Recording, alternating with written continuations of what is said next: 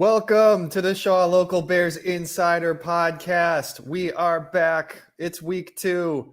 I'm Sean Hammond, Shaw Local Bears beat reporter. He's Michael Dwojak, our sports reporter at large, enterprise reporter. Week 2, NFL, Caleb Williams versus CJ Stroud. This is going to be a fun matchup, a fun quarterback matchup. Two young guys. Obviously, the Bears could have taken Stroud a couple of years ago in the draft if they wanted to. They elected to trade the pick instead. We don't have to relive all that. I'm sure they will talk about that on the broadcast. That is going to be brought up Sunday night. This is the Sunday night football game. Bears Texans. Michael, how you feeling heading into this matchup for the Bears?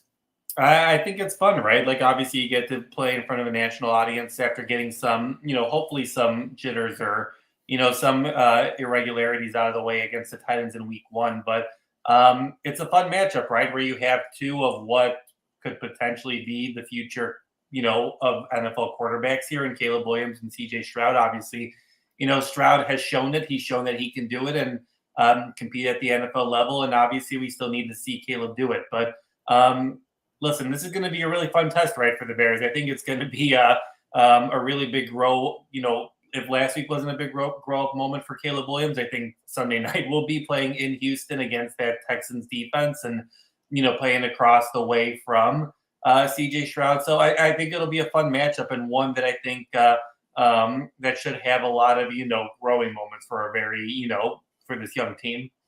Yeah, I think it's important to remember that Caleb hadn't played in a game since November. Right. And even I know everybody hasn't played since January, but especially these rookies, especially the rookies who didn't play in bowl games and stuff, they haven't played football in so long. I think it was important to remember that this week as we're watching the film from week 1, as we're heading into this matchup against the Houston Texans. This is not an easy week 2 matchup. This is a Texans team that obviously made the divisional round of the playoffs last year. They got some really good edge rushers that are going to test the Bears. I think that defensive line is going to be, we can talk about this later when we dive into the game, but that's going to be a different challenge from what they saw last week with the Titans, who were a lot stronger at the defensive tackle spot than the Texans, who are really strong on the edges. Thank you to everybody who's joining us live on YouTube. I see you guys in the chat. Good morning. Happy Friday. We're at the weekend, just about. We're almost there. If you're listening on Spotify or Apple, you can always join us live. We do tweet out ahead of time when we're going to go live on YouTube. You can join the conversation in the comments. It's always fun to get your Bears questions. We're going to get to some of your questions soon. As always, just keep an eye out on our Twitter pages. We'd love to have you guys here. And head to shawlocal.com. That's the number one way to support our work. Please consider subscribing at shawlocal.com. You get all of our Bears coverage, the best local news coverage in Illinois, and of course, all of Michael and the team's high school football coverage. So if you're into high school football in Illinois, you got to have Friday Night Drive. We can sort of we are going to talk Bears Texans. I do want to touch on some injury stuff here. We don't have the Friday injury report yet, but obviously Rome Odunze, that was pretty concerning, Michael, when we heard he was getting an MRI on Monday. Yeah, that kind of came out of nowhere, right? Like, I feel like Eberflus kind of mentioned it probably like a couple or 3 minutes into his press conference on Monday at Hallis Hall, and everyone was like, "Whoa, like, what do you mean? What?" Yeah. Everyone's kind of looking back quickly on the tape, like, where did it happen? Did it happen on this blocking play? On this blocking play? But it did come out of nowhere. Obviously, Rome, played the rest of Sunday's game. He went home. It didn't really seem concerning after the game. And then he came to the facility on Monday and said, like something's off, like something's not feeling great. Obviously, they do a precautionary, MRI, and it's an MCL sprain grade 1. I think that's obviously the best case scenario for what could possibly happen for Rome, especially in his rookie year. I don't think he'll, it's still to be decided. They call it day to day. It seems like he probably won't play. I mean, I don't know. I'd be pretty surprised. Yeah. Like, you're not going to put him out there against the Texans as a rookie on turf. It just, it doesn't make any sense. It doesn't do anyone good. Like, maybe if you're like toward the end of the season and you like need this win to make the playoffs, maybe you can get through it. But like at this point of the season, why, have any setbacks for Rome? Not only this season, but in his career as well. Just to kind of, have him play in this game that, is important. You obviously want to win the game, but you don't necessarily need at this point of the season. So Yeah, it'll be interesting just to see, how long he's going to be out. He hasn't practiced this week. But it does seem like the Bears kind of avoided a major injury here that could have been really bad for this wide receiving core. Yeah, anytime you're talking about a knee injury for a wide receiver, that is highly concerning. Right. But yeah, like there's really no reason to push it in week 2 of this guy's young career, and I don't expect we're going to see Rome. Yeah, like it was really surprising because he talked to us after the game.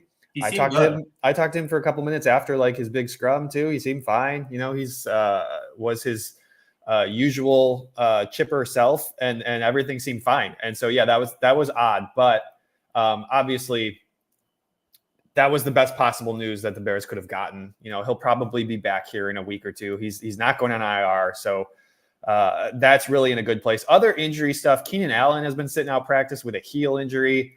He was on the injury report last week. I suspect he's gonna, whatever he's dealing with is one of those things that they're just trying to manage during the week, and he's gonna gut through it and play. That's my gut feeling. We'll find out a little bit more on Friday. DeMarcus Walker has been dealing with a foot injury as well. Other news though: Zach Pickens was back a full participant at practice on Thursday, so that could be good news for the defensive line. They could have Zach back in the rotation as early as this week. And then Ryan Bates has also been still dealing with that shoulder injury. He did not practice yesterday, and fullback Kari Blasingame has been dealing with a couple of injuries, hand and knee. We'll see what's going on there. I don't know if I don't know what the plan is at fullback if Kari Blasingame doesn't go. I suspect one of those tight ends is gonna take that role, but probably. Yeah, but obviously good news with Zach and Keenan. I wouldn't be too worried about.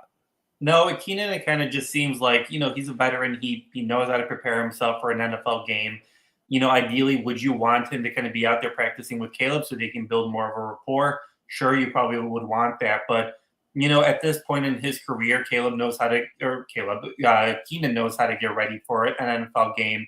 And you would much rather just rest him during the week and have him available on Sundays as opposed to trying to get him out there and having him tweak that injury a little bit more. So, we'll see whether he plays on Sunday. I think he probably will. I would agree with you, but I wouldn't be too concerned on that front about whether he, how big of an impact that will have on the wide receiving room.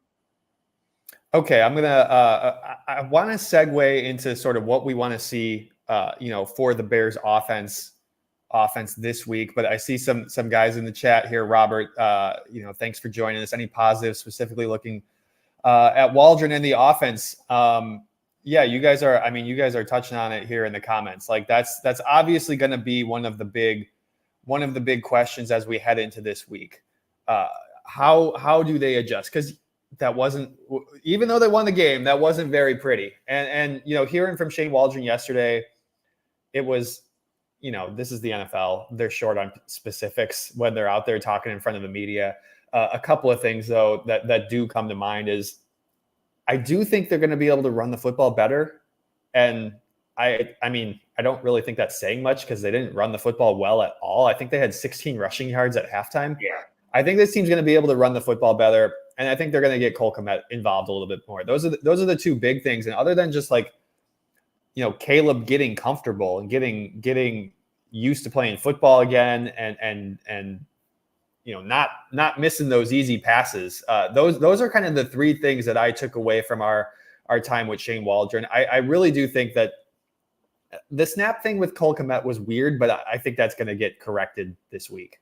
Yeah, I think like the biggest thing you kind of took from this Titans game, now that we had some, time to kind of look at stuff, and I feel like I've seen I wouldn't say a large, portion of the Bears, fan base, but I've seen some already, go after Waldron about the play calling. And I know, guys, it's week one. Like maybe let's take it easy a little bit. Like I know it's our mood to usually go after the offensive coordinator when things don't work out well. But just looking back on what they did against the Titans, like I really left that game feeling everyone played a part for why the offense was bad, right? Like I don't think it's necessarily Shane Waldron. Like Shane Waldron called a great play for Keenan Allen to get open, right? And Caleb just missed him, or he created a good play to get Keenan open in the end zone, and Allen just didn't catch the ball, right? So it was one of those things where you're like, yeah, like why was Komet not out there more often? Like why did you have your main core of guys out there for I think it was like 10 plays right during the game on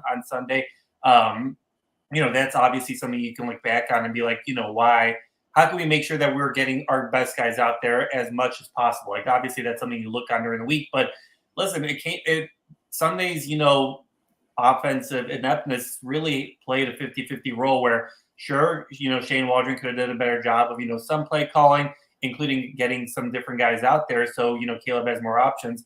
But at the same time, these are professional players and they need to execute, right? They need to complete passes. They need to catch balls. They need to be able to, stop the pass rush and that kind of stuff. So, at the end of the day, I don't know how much you really take from game one. You saw a lot of bad offense after week one. So, are there improvements to be made? Sure. I think Shane Waldron obviously told us that the other day when he talked with the media. But I do think that everyone could really learn from that. And I'm really interested to see what that looks like against a really talented Texans defense. Look, your offensive coordinator isn't making his money in week one. Like right. It's all about the adjustments. You take what you wanted to do week one, and then you see what's actually working with your guys, and also how defenses are playing you. And they're going to make those adjustments, I should say any good offensive coordinator is going to make those adjustments. Right. And, we've had plenty of instances with the Bears in the past, specifically like the Matt Nagy years where he's just trying to work the same things over and over again, and it wasn't working. And so the hope is that Shane Waldron, takes the good, keeps the bad in mind and adjusts. And, and that's not to say that like, specifically with the tight end spot, like you can have Gerald Everett and Cole Kmet both involved. Like they can both be on the field. That's okay. I would not say take snaps away from Everett necessarily.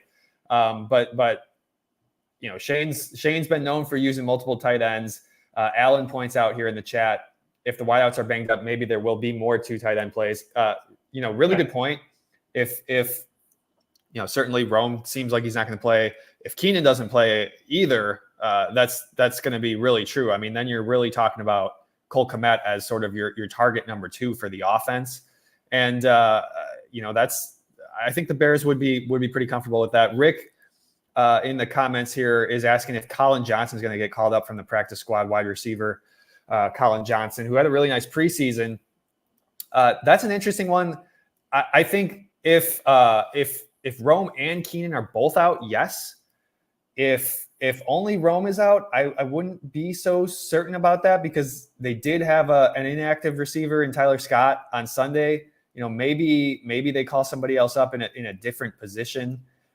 If you're confident that Keenan's going to play, obviously that means that Tyler Scott and Velus Jones and DeAndre Carter are pretty involved at that wide receiver spot. And I think that would maybe make some fans nervous, but I honestly think that that's the way that they would go in this situation. Yeah, I think that's probably what they would do, right? Like, I think you would probably get him involved and want him to be a part of it. And, mentioning, what that wide receiver room is going to look like without Keenan Allen, even if Keenan Allen is there. I know, you talked to Tyler Scott earlier this week. He's someone that I feel like this could be a really big game with. And obviously we'll get to our surprises and we'll get to our key matchups here a little bit later in the podcast. But, listen, like Tyler Scott had a fine, rookie year last year.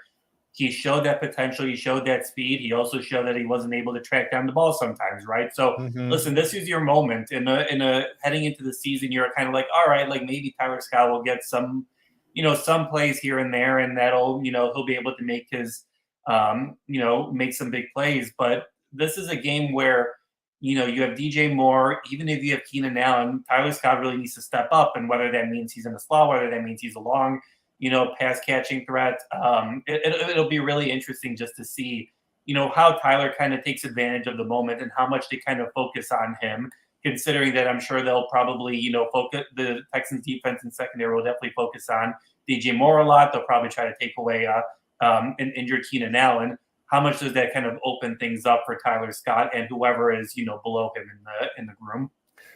Weather on the Go, thanks for joining us. Weather on the Go asks, would you consider this a statement game for the Bears? And, I'm just thinking about this here. as as I'm reading the question. Honestly, I don't personally. I know it's Sunday Night Football. I know everyone's going to make a big deal out of Caleb Williams versus CJ Stroud. But a week 2 game is a week 2 game. I honestly don't think it's necessarily a statement game. Obviously, it'd be a huge win if you win this game. I don't, not to spoil my pick later, but I'm not confident that the Bears are going to win this football game. But I don't think that it's certainly not a statement if you lose this game. Like, that's fine. Sure. Are you hoping to go out there and beat CJ Stroud and the Texans? Yes.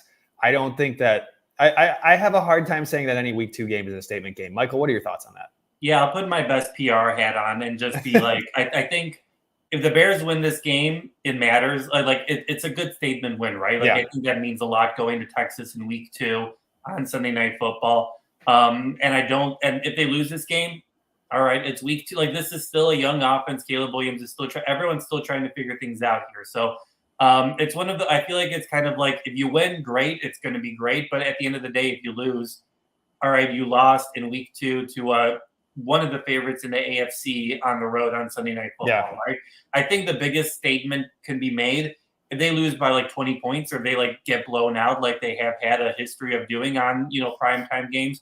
Okay, maybe we start having a conversation about like, why is the offense, not working at all, I would assume. And like, why is the defense, like, what happened to this defense? Sure, we could have the conversation then, but I'm not. This team isn't winning the Super Bowl if they win this game on Tuesday, and they're not going to go, lose all their games if they lose this game on Tuesday. I'm not going to go either way. I think you can learn a lot from this game on Sunday. I don't think you can make any grand, proclamations about it either way, whatever happens. I think I have a hard time saying that the Bears offense is going to make any sort of statement, Sure. Because these guys, rookie quarterback, still trying to figure it out. It was pretty darn ugly in week 1. I think there's more potential for the defense to make a statement against this really good wide receiving group that the Texans have, against CJ Stroud, against a really good left tackle. I think there's potential for that group to make a statement because it's a tough matchup. It's a tough matchup for them. We just saw them keep the Bears in a game against the Titans team that's doesn't have huge expectations this season. Sure. How do they rebound against a really good offense? That is, to me, where the statement can be made. Yeah, I think that's the biggest thing, right? And then obviously, if the offense somehow goes off, not to say somehow, but like I don't think the expectations are for them to go crazy based on what we saw in week 1. But if you see Caleb throw for over 200 yards, like 250 or whatever, you got a great rushing attack, and you have a big game, I think that's a big statement, obviously. But do we expect that to happen? Probably not. But I do think that there are some things you can kind of take from this game. And if your defense is able to hang or even, stop a really talented Houston offense, I think that says a lot about what this defense could look like potentially for the rest of the season. I would agree with you there.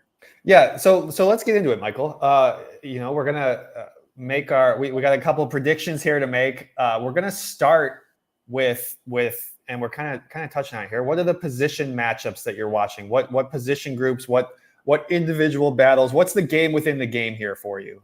I think watching. I got a chance to look at the highlights of the Colts and Texans game, and obviously that was helpful because the Bears are playing the Colts in week 3.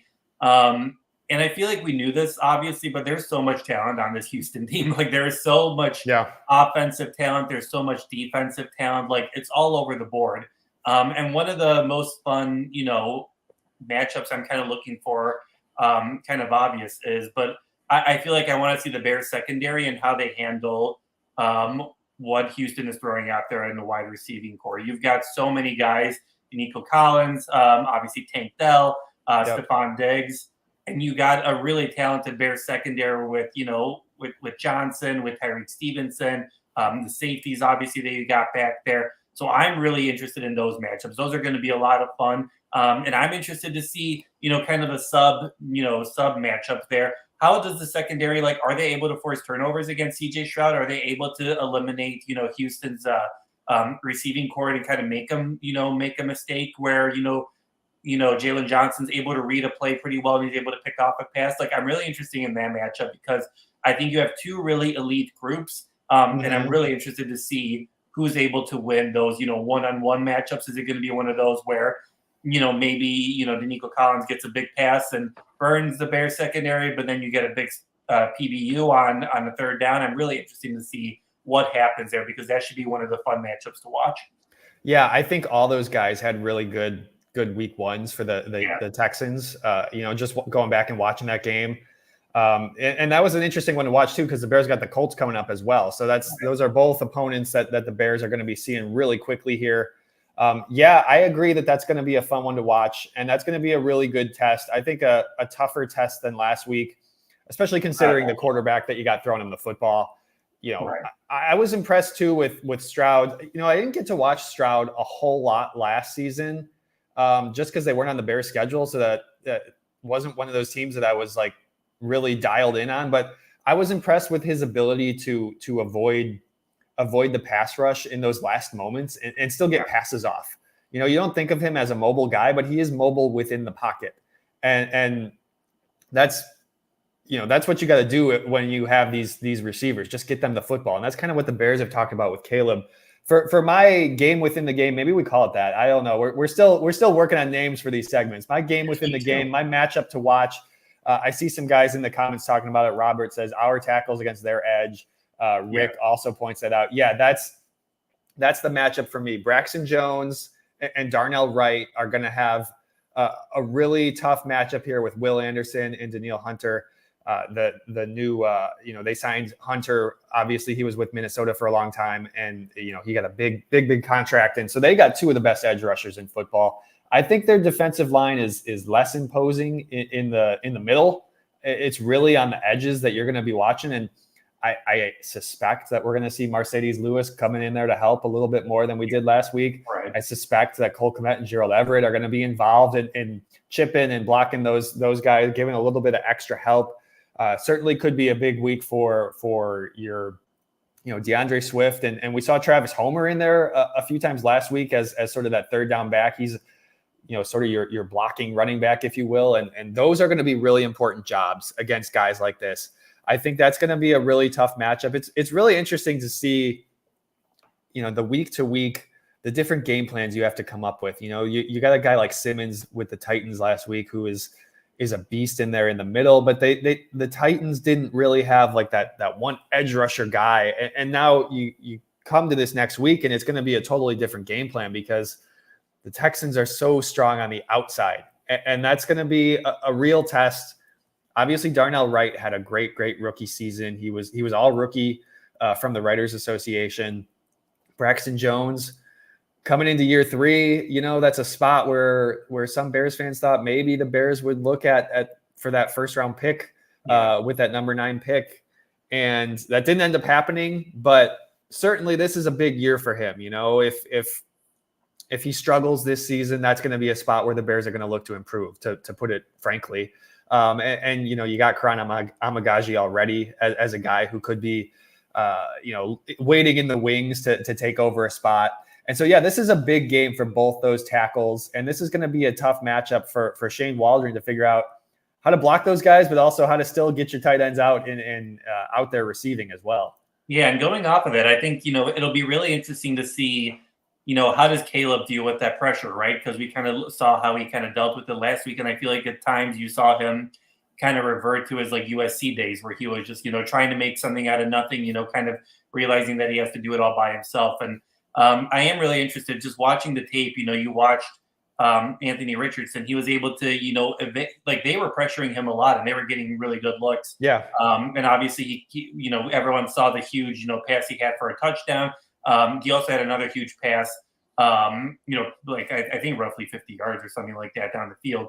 And that's something that Caleb's going to have to do, is just, his footwork is going to have to be good in the pocket, or he's going to, when he's on the run, because, they're going to pressure it and they're going to get by, Jones, they're going to get by Darnell Wright. I'm sure there's going to be pressure coming at Caleb. So I'm really interested to see, how does he handle that pressure? Does he still continuously, go back to his, USC days where he keeps backpedaling and that kind of stuff, and maybe gets into a sack situation that he probably should throw away? Or does he learn from what he saw in week 1 and he's like, all right, if it's not there, throw it away, or does he try to run it more? So I am interested to see what Caleb does and how Shane Waldron kind of, impacts that, and whether there are going to be more designed runs based on knowing that they're going to be rushing from the outside. Does that open some stuff up in the inside for Caleb to pick up, 7 yards or even 10 yards, stuff like that?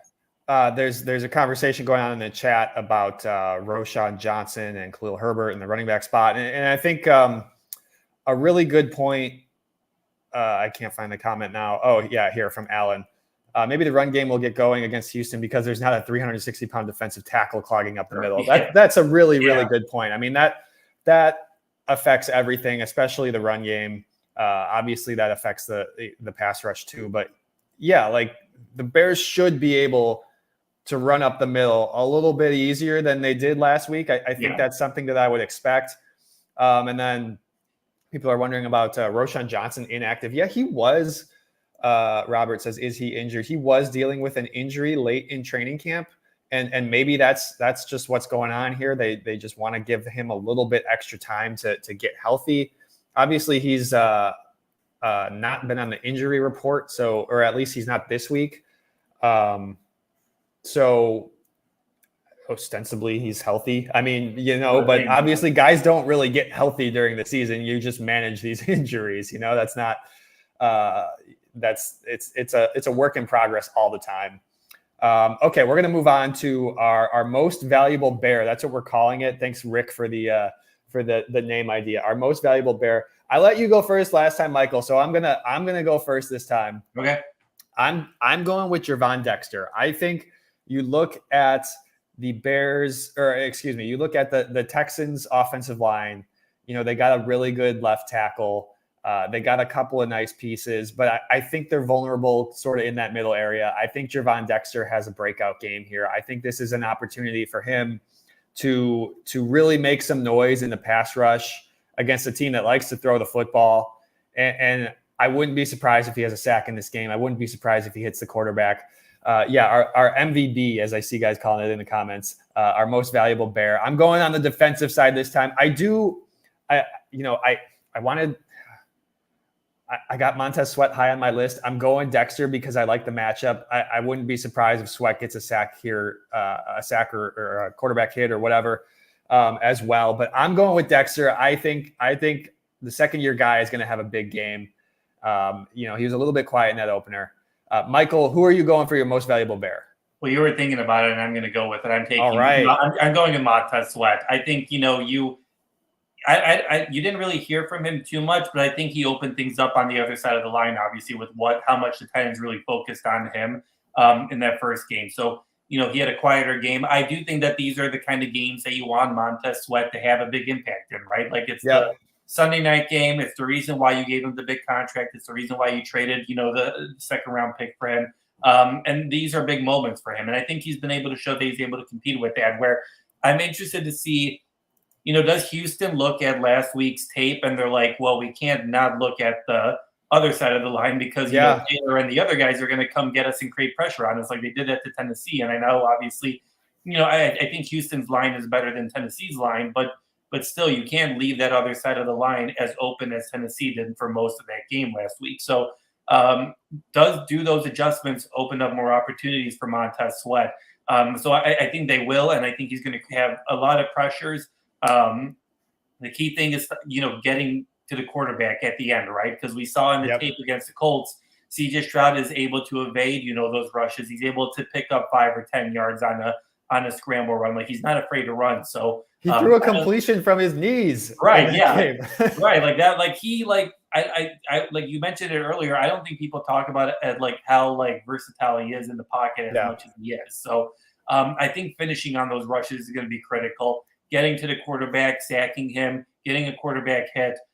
Those are going to be really essential to the Bears defense really making an impression on this Houston offense. So I think this is a game where Montez Sweat really needs to step up and, maybe carry the load more than in some other games.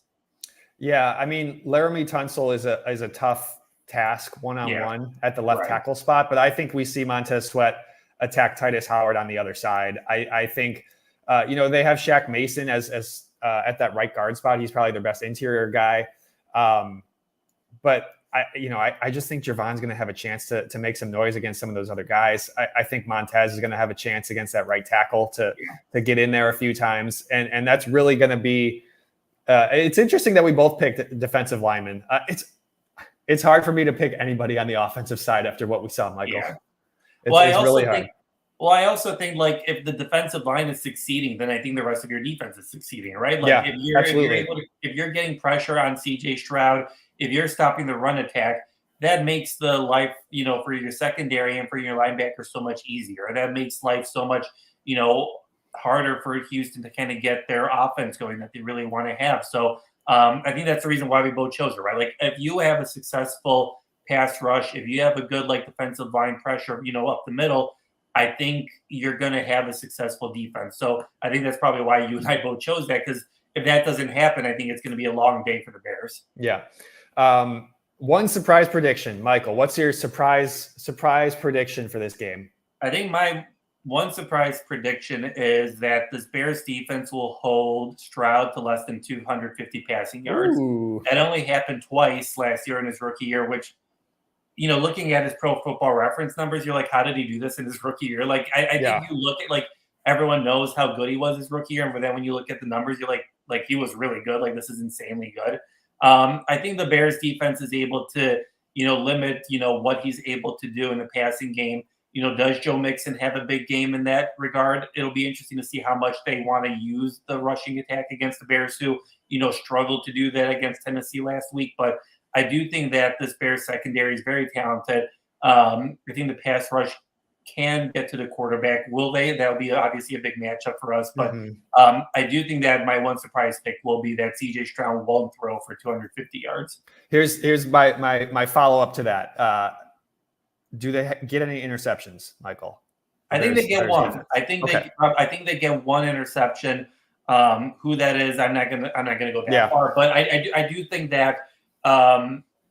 Listen, I think CJ Stroud is a smart quarterback. I think he likes to take his chances too, and I think the Bears secondary has shown that they can read a quarterback, they can make plays. So I think there will be one interception. Whether that's enough, obviously, we'll get to a little bit here in the last 15 minutes. But I do think that the Bears secondary has the potential to create a turnover, which is kind of how they're going to be able to limit him to under 250 passing yards. Yeah, Stroud only threw 5 picks last year, and 3 of them were in one game. So really, there were only 3 games he threw an interception in. And so, this is a guy who takes care of the football really well, makes smart decisions. It's tough. It's going to be tough for the Bears to get turnovers against these guys, especially interceptions in the passing game.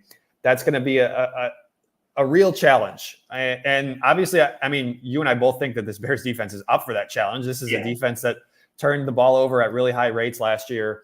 This is absolutely going to be a fun matchup to watch. My one surprise prediction, and I kind of previewed this earlier, touched on it. I think Cole Kmet leads the Bears in receptions.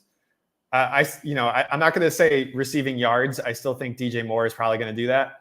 But I think I think the Bears overcorrect with the Cole Kmet thing. I think, there was a lot of noise about how Cole Kmet played fewer than half the offensive plays in that Week 1 game. I think the Bears majorly overcorrect in that area. And really, I think that they go to Cole Kmet a couple of times early. I think he's going to have 4 or 5 catches in this game, assuming that the Bears are able to pass the ball at a decent rate and that there's, that many receptions to go around. But especially with Rome out, that's one key target that's not going to be in there. I do think Keenan will play. We'll find out more a little bit later today what his injury status is. But I think Cole Kmet's going to have a couple of catches in this game. And I think he's going to be out there probably 80% of the snaps, because they're paying him as one of the top tight ends in the league. He's here for a reason. Shane Waldron said it, we know Cole is a really good football player. We want to get him more involved. And really, Shane was like, that's on me. We gotta get that fixed. And so I think the Bears overcorrect on that one. I can see that, right? And obviously you need a pass you need another target for Caleb Williams, right? Obviously the biggest thing for him during training camp has been rely on your talent. And when you lose one of your talents and one of your other talents is not 100%, you have other targets that you can get in there. And you can, obviously, we talked about it earlier, do you have two tight end sets where maybe you have, Gerald Everett, blocking on one side, and then you have Cole Kmet going up the middle. Like I do think that you'll see a lot more of Cole Kmet because, he has shown the last couple of years that he can be one of the top. I'm not going to say that he's like Travis Kelce or like George Little or Kittle or anything like that, but I do think that, he's one of the better, tight ends in the league, and I think he's shown that, and I think Shane Waldron will make sure to kind of look at that after, like you said last week, where things kind of got lost in the shuffle, especially toward the end of the game. All right, we got our last bit here, of course, is our game predictions. Our Bears versus Texans. Straight up, who you picking? Who do you like to win this game? Michael, where are you at with this? I think we see progress. I think that's the biggest thing that I'm looking forward to this game. I think looking for progress, offensive progress, the defense kind of keeping up to what it's doing. I think it's a tough ask to ask Caleb Williams and this, offense to go into Houston in week 2 on Sunday Night Football and to just be ready to go. Like, I think that's just a lot to ask of him. And I don't know how much, fans are expecting him to, carry this team into a win in Houston. So I think my score, I'll end with let's say a 27-17 win. 10 points feels right for me for some reason. I don't know why. I think maybe they're kind of chasing toward the end there, but I don't think you're going to see a primetime blowout like Bears fans have been used to over the past 5 years. Sadly, I don't think they're breaking their Sunday Night Football streak either on the road, but I do think that you see progress from the offense. You do see strong play from the defense, but at the end of the day, I think Houston is a team contending for a chance to go to the Super Bowl, where the Bears are contending for a chance to get into the playoffs. And I think you see that difference, especially, here in week 2. Yeah, I'm with you. I'm taking the Texans 27-20. I think the Bears do score a couple of touchdowns. I think they find the end zone offensively. I think they add a couple of field goals as well. I just have a hard time picking the Bears to win this game on the road. It's going to be a loud atmosphere. I think I saw the Texans haven't been on Sunday Night Football in like 5 years. This crowd is going to be loud. They're going to be pumped. They're going to be excited they're going to be hoping to make it a really rough night for Caleb Williams. And I do think that the Bears are going to figure some things out offensively. I don't think it's going to be a blowout by any means. No. Even though this is a really good Texans team, I think the Bears defense, and I really think you can say this against almost any team on the schedule, I think the Bears defense is good enough to keep this team in games, no matter who you're playing on the other side. It's just a question of, when's this offense going to catch up? How quickly is your rookie quarterback going to catch up and get to where he needs to be so that you're winning football games? I do think they find the end zone a couple of times. I don't know. I still don't know if Caleb throws for 200 yards. I think maybe he flirts with 200 yards. I don't know. It's hard to say after he threw for 93 yards last week, but I do think it looks better. I have been kind of wondering about this, and I'm curious to get your, thoughts about this. And I see some people are talking about, if the Bears run a lot, are you happy and that kind of stuff? What do you feel like what would make you happy from Caleb Williams? Obviously, if he threw for 400 yards, 300 yards, you'd be ecstatic. That's the obvious. But what do you feel like are like realistic expectations for Caleb in this game on Sunday that would make you feel like, all right, he's growing, he's like making progress, and he learned from the Titans game? Because I feel like I've been, trying to toy with what are realistic expectations that would make me feel happy in this game. For me, it's I'm not setting the bar super high here. You got to hit those throws that are the easy ones. There were a couple really short, easy throws that he was just off the mark with. It would help if Keenan Allen can catch those touchdown throws. We saw that drop last week. You got to hit the easy ones. For me, it's that, start with that. Hit the easy throws. I'd like to see a little bit over the middle here and there. I think there was a lot of out wide, both directions in that Titans game. It'd be nice to see him, spray it all over the field a little bit. But if he throws for 175 yards and a touchdown, and the Bears are able to run the football as well, I think you'd be happy with that. I was really surprised in how poorly they ran the football And I do think they're going to get that figured out. I do think it's going to look a little bit better in this one. But that's kind of where I'm at. Where are you at with what you want to see from Caleb this week?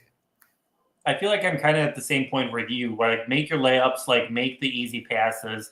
And I think he needs to continue what he did last week and not turn the ball over. Yeah. Like I think that was the biggest reason why the Bears won last week. Obviously, we talked about it. He didn't turn the ball over. Yeah, sure, it wasn't ideal, but that's one of the essential things. And I think that's something he needs to do against his Texas defense, because if you turn the ball over, that's it. It's not game over if you throw a pick or if you fumble the ball, but I do think that you can't really make too many, mistakes by turning the ball over against this really talented Houston team. So I would agree. I think you got to make the layups. And it does feel like more of an eye test than it does a statistical, test, right? Like if he throws for like 200 yards, but they're chasing and like they never looked that good from the beginning, and like the score doesn't really show how they really looked, I think you wouldn't be much more happy with what you said. 175, he's making the layups. He doesn't turn the ball over, and he's showing that progression. So I think that's kind of my ideal hope. Obviously, I'm sure everyone would be like 300 yards. He tears the Texans right apart, like that's a given. But I do think that if you see the progress where he's making the throws that he should be making, and he's like seeing the Texans defense well for the most part, I think that has you pretty encouraged heading into the Colts in week 3. And I think the way that these Texans edge rushers, the talent they have on the edge, could lend itself to Caleb, sneaking out of the pocket a couple of times. And I wouldn't be surprised if he runs for a touchdown there in the red zone, like we saw in the preseason. He's going to know where his outlets are, where his lanes are, especially with those guys coming around the edge. That wouldn't surprise me. Yeah, if he throws for 175 and he looks comfortable, you're right. It's more about feel than it is about numbers. Right. You want to see him looking comfortable. And I don't know that you could say he looked very comfortable in that week 1 game. And again, it was his first time playing football since November. Practice is one thing, but when it's live, that's totally different. And so I do think that it's going to look better. And I think that we see some of that this week. All right, we got to get going. Thanks to everyone who joined us live. If you're on YouTube, hit the thumbs up. That's a great way to support the show. If you're listening later on Spotify or Apple, do us a favor, leave us a review. We would love to have you join us here live on YouTube. Keep an eye on our Twitter pages. I'm at Sean_Hammond. He's at mdwojak94. Head to shawlocal.com to read all of our work, and please consider subscribing. That is the #1 best way to support us. We do love chatting with you guys. Have a great weekend, everybody. Enjoy the game. Enjoy having a Bears-free Sunday afternoon. You can watch some of the other games before we get to primetime action. We're looking forward to Bears and Texans. This has been the Shaw Local Bears Insider Podcast. Thanks for joining us, everybody.